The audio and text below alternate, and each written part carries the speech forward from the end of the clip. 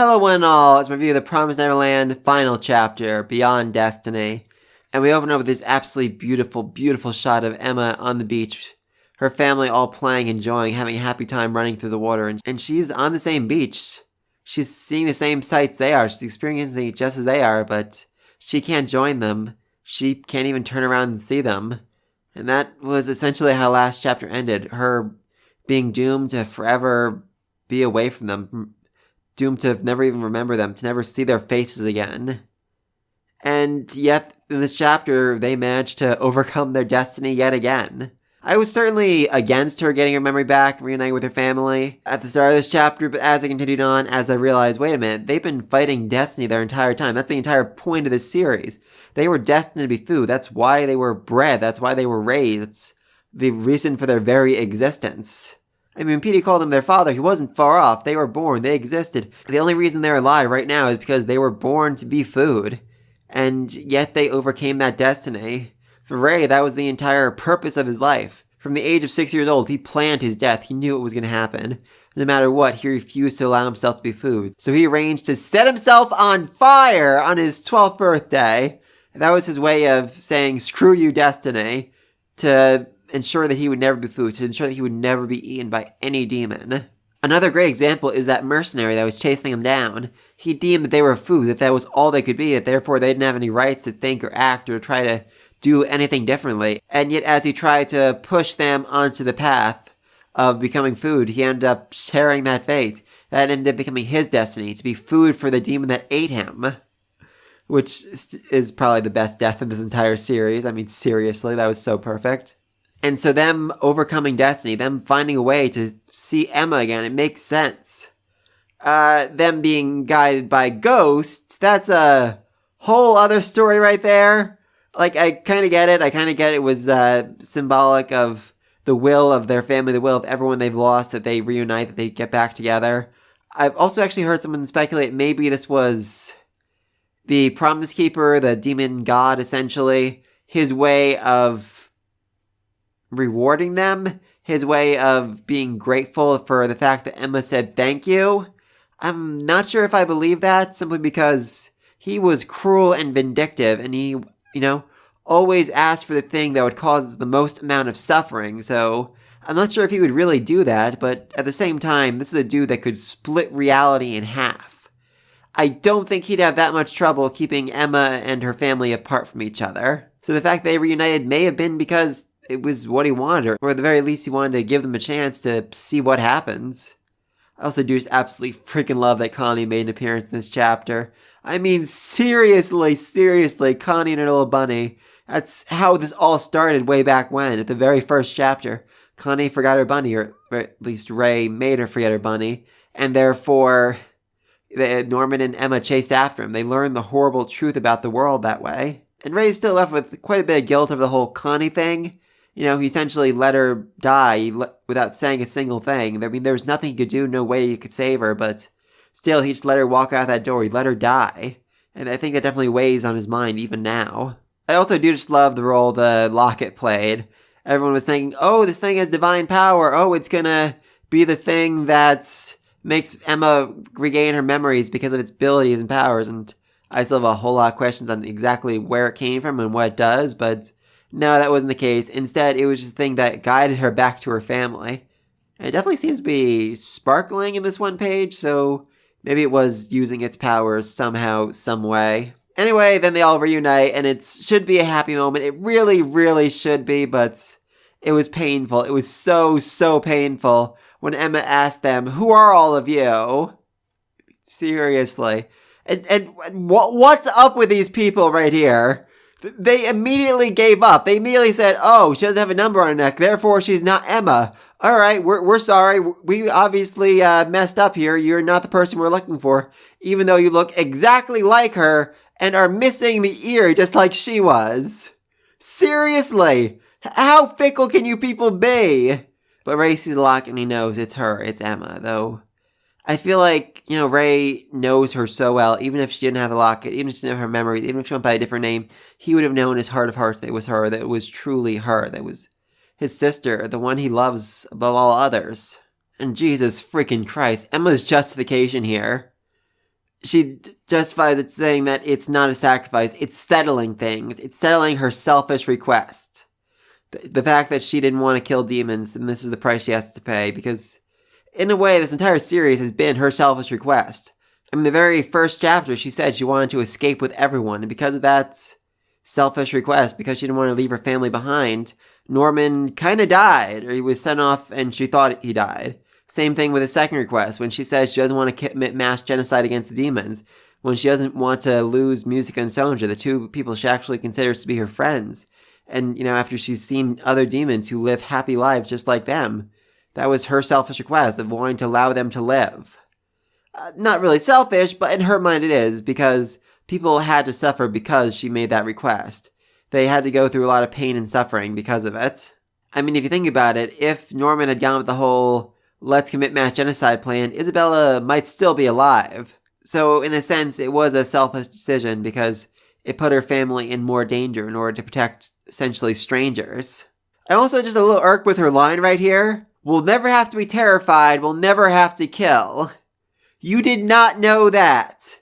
You did not know that. I mean, Petey even straight up told you there was war and genocide and all sorts of awful, awful things going on in the human world. For all you know, the Promise Keeper could have dropped your entire family into the middle of a war zone where they would have to become trained soldiers and kill other people in order to survive. You did not know, it was not guaranteed they would live a happy life going to the human world. Oh, and also she says, and this decision will probably anger them too.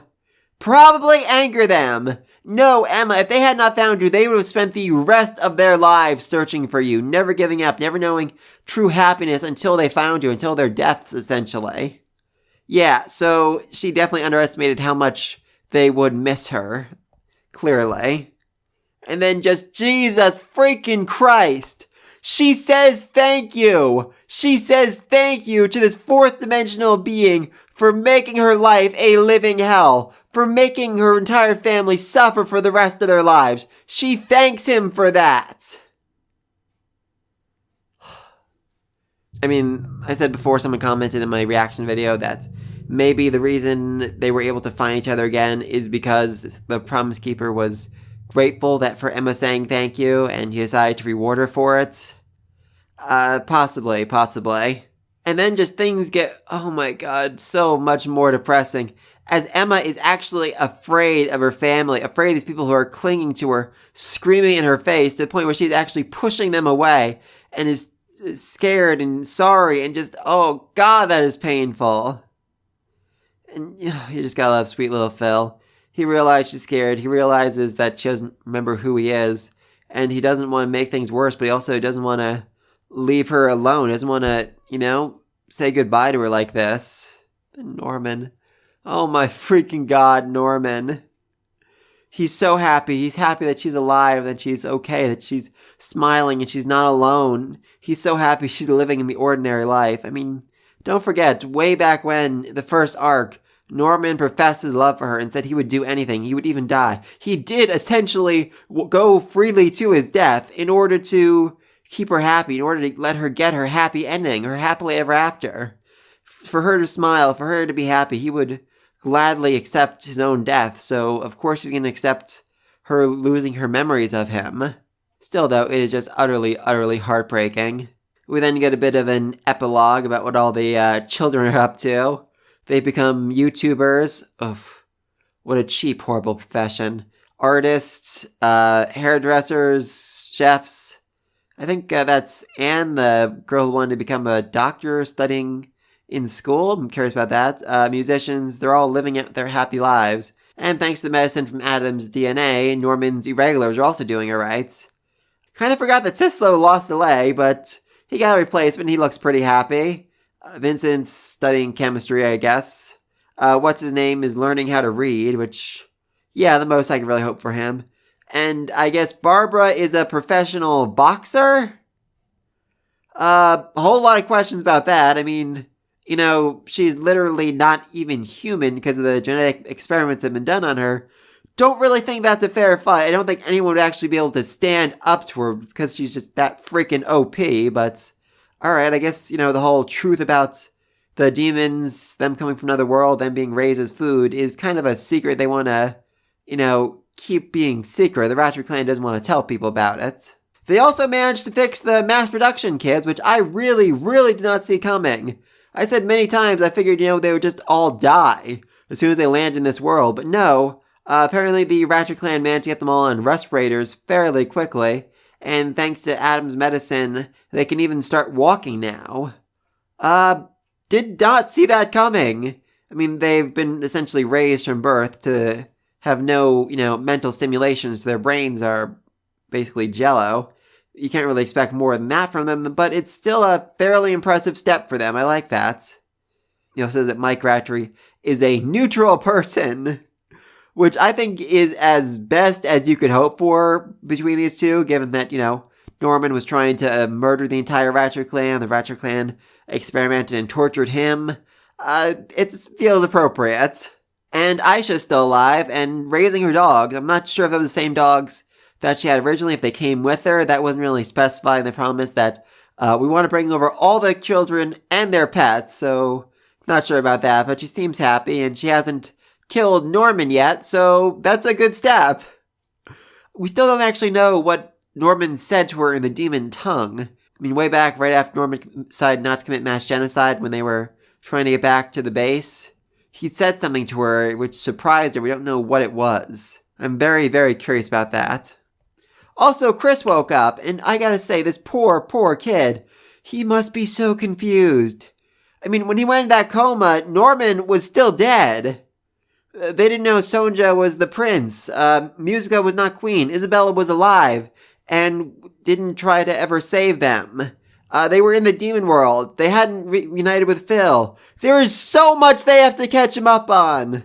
I saw someone comment online that, well, it's good practice for explaining things to Emma, but they did a very, very bad job of explaining things to Emma. I mean, they were talking about the mass production kids, and she's like, what are you talking about? These words make no sense. Are you even speaking English or Japanese or whatever to me right now? So yeah, very bad job explaining things to Emma. And then Emma states that even though she doesn't remember the kids, even though she doesn't remember these people, who they are, she still feels like she wants to be them. She feels like she wants to be together with them. She still has the very whispers of memories. Not the full memories, nothing specific, but whispers of the memories that used to exist in her heart. And that's enough for her to know that she cares about these people, that she loves them, and she wants to see them again. And I really just do love what's said here. There was a future we wanted. There was a destiny we couldn't change. We fought back and fought back. We grasped something, we lost something. So what? Screw destiny. Oh, that's the best tagline for this series. Screw destiny. And they're all so happy to know that Emma still wants to be with them, still wants to be together with them. Because even if she can't remember, even if she's lost her memories, if they're together, they'll make new memories. They'll live together. And that's how the series comes to an end. And I'm fairly happy with it, but I have a lot of questions. So many, very many questions. I mean, start off with Aisha. What the heck did Norman say to her? Then there's Santa Claus. He's just kind of sitting in the background watching all this. What exactly is he going to do? I mean, Emma is not the kind of person to abandon her family, and he's essentially her family. I mean, he said he wasn't going to move out of, the wasteland he's currently living in, so what's the plan there? Is Emma just going to stay with him until he dies? Is Emma going to visit him on the weekends? Are they going to set up, video chatting so she can call him every now and again? I mean, he said there was no way he could get a signal, but that was, when he was a poor villager. Now he has the full resources of the Ratchery Clan. I'm sure they can set up some sort of video conference back and forth, or a hovercraft to fly Emma to him for the weekends. Something. Other questions. Gilda mentioned the Forbidden Zones, the places they were looking for Musica and Sonja. We still don't actually have any clarification on what those things are, why they're so dangerous, what's living there. That could have been like a whole arc in itself, them exploring Forbidden Zones, seeing things that were not meant to be seen. I mean, what exactly makes them forbidden? The only real danger they came across was demons that had disguised themselves as trees, so very curious about all of that. And speaking of Musica and Sonja, whatever happened to them? In the span of a day, they essentially destroyed the entirety of the monarchy and the noble families, got rid of all of them, and created an entirely new government. Yeah, that's gonna have some issues. That's gonna have some problems. Also, is Sonju now her bodyguard, her husband, the king, the prince, the royal consort, whatever? What exactly is their relationship moving forward? And do people know that Sonju was the prince? Is that known? Because I don't think people actually knew that. Also, there's the fact that demons were never actually given a proper name in the series. Unless I'm really forgetting something, they were never named. I mean, Emma called them demons, and I think Sonju said, oh yeah, I remember being called that once way back when. But that was it. There was no further clarification at no time where he said, our official title is elves, fairies, something. I mean, I had a theory way back when, before I even started doing this channel, that demons were actually the elves, the fae, these like beautiful creatures who were twisted and corrupted and became these monsters as a result. That did not end up being the case, but I mean, they are a race with, a monarchy and mass-produced meat being produced. They have to have a name for themselves. They have to have some means of identifying themselves as a race, as a species. It's weird that was never a thing. Like, I could see like an epilogue chapter where music is like, well, I guess now we should actually name ourselves. We always were so caught up in the fighting back and forth with each other, the war with the humans. We never thought to really identify ourselves as a single species, because the nobles didn't want to be identified as the same species as the commoners or something like that. And then say, okay, I guess we're going to be called the fairy folk, the Neverland folk, the something. It's weird they were never given a name. Very, very weird. Other unanswered questions. What exactly is the Promise Keeper? Because, I was calling him the demon god for quite a while, but then when Sonju said that the promise went against the teachings of his religion, that kind of meant that couldn't be his god, because God couldn't go against the teachings of his own religion, or else the teachings of the religion would have to change. So I no longer viewed him as God, but he basically had all the powers of a god. Was he just after entertainment this whole time? Was he from the future? He looked like a demon, and he ate the best human brains, so was he a demon who somehow mutated into something beyond human understanding? I really, really don't know, but... So yeah, a lot of unanswered questions, but I'm still very satisfied with this ending. I'm glad Emma didn't get her memories back, because I think it would cheapen the sacrifice, but they still managed to overcome destiny in their own way. Even if it wasn't the best possible ending, it was an ending that involved Emma really giving up something special so that she can give her entire family the happy ending she always wanted for them. It was her way of defying destiny, of allowing them to live and be happy. So yeah, those are my thoughts on this chapter. As for the series as a whole, I still think the first arc, the Gracefield arc, was the best. It was a thing that the rest of the series never really managed to overcome. Isabella was just such a terrifying, terrifying villain that even the Demon Queen herself didn't really feel like she was as scary as Isabella was. I think Goldie Pond definitely came close to being as good as the original, but not quite there. And after that, the series definitely had a lot of ups and downs. Scenes that should have taken longer were done very quickly, with Norman suddenly deciding not to commit mass genocide, and other scenes just kind of dragged on for no real reason. But please, let me think of all this down below. What do you think of this series? What do you think of Promised Neverland? Are you satisfied with the ending? Are you satisfied with the sacrifice Emma made? And are you satisfied with them overcoming destiny in their own way? Thank you so much for everyone who's watched this video, for anyone who's watched any of my review videos and my reaction video to reading this chapter for the first time. I really appreciate all of you being on this journey with me. And I do have one more video planned to talk about The Promised Neverland. I'm not sure when that's going to come out, sometime next couple weeks probably. Depends on the rest of my schedule, but I am excited for that. Basically, I just really want to look at the first arc, all it did right, and if the series should have ended then and there, if it was supposed to, really. So yeah, keep an eye out for that. But until then, peace!